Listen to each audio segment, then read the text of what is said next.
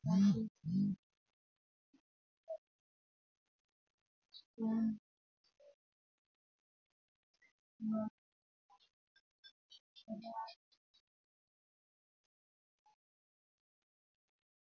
الله الرحمن الرحيم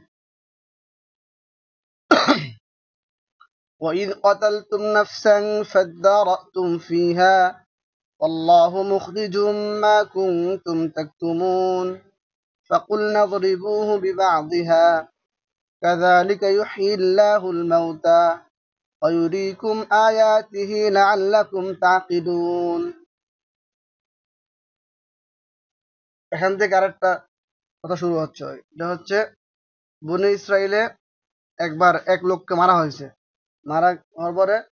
যে মারছে সে জানে আমি নিজে মারছি কিন্তু কি করছে তারা কি করছে অন্যদেরকে দোষ দিতে যে তারা মারছে তখন কে মারছে সেটা নিয়ে একটা সমস্যা তৈরি হয়েছে হেরা কয় হেরা মারছে হেরা কয় হেরা মারছে এরপরে আল্লাহ পাক রব্বুল আলামিন আদেশ দিচ্ছেন যে তোমরা এর হত্যাকারীকে এটা শনাক্ত করার জন্য একটা কাজ করো কাজটা কি সেটা হচ্ছে এই যে মৃত ব্যক্তির একটা অংশ দিয়ে তার উপরেই একটা আঘাত করো আঘাত করলে মৃত ব্যক্তি বলে দিবে যে তাকে কে হত্যা করছে ওয়াইদ কতালতুম ওয়াইদ স্মরণ করো যখন কতালতুম নাফসান তোমরা একটা প্রাণীকে হত্যা করেছ একটা প্রাণকে হত্যা করেছ ফাদ্দারাতুম ফি হতবর তোমরা সে ব্যাপারে একে অপরকে দোষারোপ করতেছিলে আল্লাহু মুখরিজুম মা কুনতুম তাকতুমুন আর তোমরা যা গোপন রেখেছ সেগুলো আল্লাহ পাক রব্বুল আলামিন প্রকাশকারী ফাকুল নাদরিবুহু বিবাদিহা সুতরাং তোমরা এর একটা অংশ দ্বারা আঘাত করো কাযালিকা ইউহয়িল্লাহুল মাউতা আল্লাহ পাক রব্বুল আলামিন মৃত্যুকে এভাবে জীবিত করেন ওয়া ইউরিকুম আয়াতিহি এবং তার নিদর্শনাবলী দেখিয়ে দেন লাআল্লাকুম তাকিলুন যেন তোমরা বুঝতে পারো সুম্মা কাসাত কুলুবুকুম মিন বাদি যালিকা অথবা তোমাদের অন্তর পাষাণ্ড হয়ে গেল মানে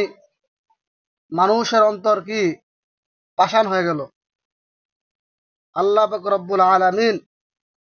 বলতেছেন ফাহিয়া কাল হিজারাতি সেটা হচ্ছে পাথরের ন্যায় মানে পাথর যেরকম গলে না মানুষের সুখ দুঃখে গলে না এরকম কি রে পাথরের ন্যায় পাষণ্ড হয়ে গেছে মানুষ আও আশাদ্দু কসওয়া অথবা কি এর চেয়ে আরো কি কঠিন হয়ে গেছে ওয়া ইন্না মিনাল হিজারাতি বলতেছে যে আসলে কিছু কিছু মানুষ আছে যে তাদের অন্তর কি পাথর থেকেও নিকৃষ্ট যে কারণ কি পাথর তো কখনো কখনো গলে কিন্তু তাদের অন্তর গলে না পাথর থেকে পানি বের হয় কিন্তু তার হৃদয় থেকে কখনো পানি বের হয় না ওয়া ইন্না মিনাল হিজারাতি আর কিছু পাথর আছে এরকম লামা ইয়াতাফাজ্জারু মিনহুল আনহার যার থেকে নদী প্রবাহিত হয় ওয়া ইন্না মিনহা আর কিছু পাথর আছে লামা ইয়াশাক্কাকু যখন সেটা কি হয় বিদীর্ণ হয় ফায়াখরুজু মিনহুল মা তার থেকে পানি বের হয় ওয়া ইন্না মিনহা আর কিছু পাথর আছে লামা ইয়াহবিতু মিন খাশিয়াতিল্লাহ সেটা কি আল্লাহ পাক রব্বুল আলামিনের ভয়ে নুয়ে পড়ে ওমাল্লাহু বিগাফিলিন আম্মা তা'মালুন যে আল্লাহ পাক রব্বুল আলামিন তোমাদের কাজকর্ম সম্পর্কে গাফেল নন মানে আল্লাহ পাক রব্বুল আলামিন সমস্ত কিছু জানেন হয়তোবা তারা বুঝতেছে যে কিছু বুঝে না কিন্তু আল্লাহ পাক রব্বুল আলামিন সবকিছু বুঝেন আফাতাতমাউনা আন ইউমিনু লাকুম তোমরা কি এই আশা করো যে তারা তোমাদের কথা ঈমান আনবে ফাকাদ কানা ফারীকুম মিনহুম অথচ তাদের মধ্য থেকে একটা দল ছিল ইয়াসমাউনা কালামাল্লাহি যারা কি করত আল্লাহ পাক রব্বুল আলামিনের বাণী শুনতো সুম্মা ইউহাররিফুনাহু মিন বাদি মা ক্বালুহু অথবা তারা সেটা জেনে বুঝে সেটা কি করত পরিবর্তন করত অহুম ইয়ালামুন অথচ তারা বিষয়টা ভালোভাবে জানতো ওয়াইদা লাকুল্লাযীনা আমানু ক্বালু আমান্না, ওয়াইদা যখন, লাকুল্লাযীনা আমানু তারা ঈমানদারদের সাথে সাক্ষাৎ করে, ক্বালু তারা বলতো আমান্না আমরা ঈমান আনছি। ওয়াইদা খালা বাযুহুম ইলা বাযিন, আর যখন তারা একে অপরের সাথে সাক্ষাৎ করত, ক্বালু তারা বলতো আতুহাদ্দিসুনাহুম বিমা ফাতাহাল্লাহু আলাইকুম, আতুহাদ্দিসুনাহুম তোমরা কি তাদের কাছে ওই কথাকে প্রকাশ করে দিচ্ছ, বিমা ফাতাহাল্লাহু আলাইকুম যেটা আল্লাহ পাক রব্বুল আলামিন তোমাদেরকে জানিয়েছেন, লিইউহাজ্জুকুম বিহি ইনদা রাব্বিকুম যাতে করে তারা তোমাদের জন্য তোমাদের বিরুদ্ধে তোমাদের প্রতিপালকের কাছে অভিযোগ করতে পারে এর মাধ্যমে। আফালা তাকিলুন তোমরা কি জানো না, বুঝো না? আওয়ালা ইয়ালামুনা আন্নাল্লাহা ইয়ালামু মা ইউসিররুনা ওয়া মা ইউ'লিনুন ওয়া মিনহুম উম্মিয়ুনা লা ইয়ালামুনাল কিতাবা ইল্লা আমানিয়া ওয়া ইনহুম ইল্লা ইয়াযুন্নুন ফাওয়াইলুল লিল্লাযীনা ইয়াকতুবুনাল কিতাবা বিআইদিহিম ثم يقولون هذا من عند الله ليشتروا به ثمنا قليلا فويل لهم مما كتبت أيديهم وويل لهم مما يكسبون আওয়ালা ইয়ালামুনা তারা কি জানে না যে আন্নাল্লাহা যে আল্লাহ পাক রব্বুল আলামিন ইয়ালামু জানেন, মা ইউসিররুনা যা তারা গোপন রাখে, ওয়া মা ইউ'লিনুন এবং তারা যা প্রকাশ করেন, মানে প্রকাশ করেন যেটা, গোপন করেন যেটা, মানুষের জন্য যেগুলা সম্পর্কে সে মনে মনে ষড়যন্ত্র করে, প্রকাশ্যে ষড়যন্ত্র করে,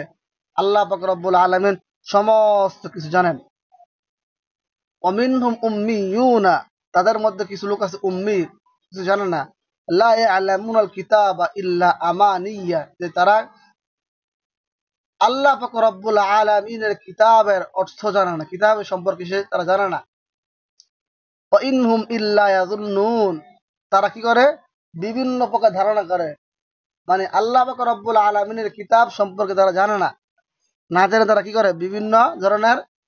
খারাপ মন্তব্য করে। তারা